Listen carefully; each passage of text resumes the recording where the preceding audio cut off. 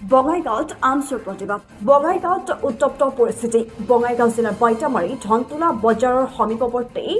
নানকাৰ গাঁৱত মানৱ শৃংখল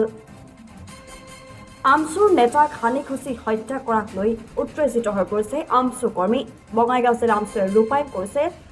প্ৰতিবাদী কাৰ্যসূচী দক্ষিণ কামৰূপৰ গৰৈমাৰীত 16 নৱেম্বৰ তাৰিখে দুৰ্বৃত্তই হানি খুচি হত্যা কৰিছিল আমচু নেতা লোহিত হুছেইনৰ মৃত্যুৰ ন্যায় বিচাৰি আজি বঙাইগাঁও জিলা আমচুৱে ধনতোলা বজাৰৰ সমীপৱৰ্তী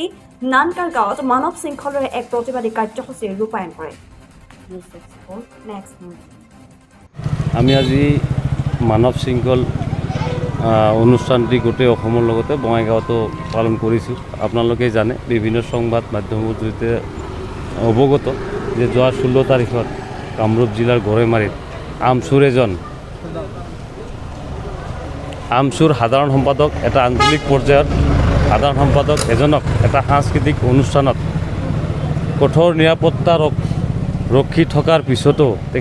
কেনেকৈ হত্যা কৰা হ'ল আজিলৈকে তেখেতৰ হত্যাকাৰীক গ্ৰেপ্তাৰ কৰিব নোৱাৰিলে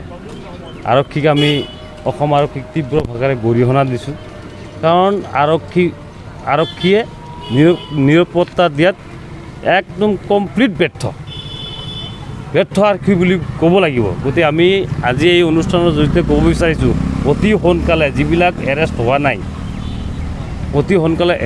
এৰেষ্ট কৰি দৃষ্টান্তমূলক যাতে শাস্তি দিয়ে তাৰ কাৰণে আমি আমচুৱে দাবী জনাইছোঁ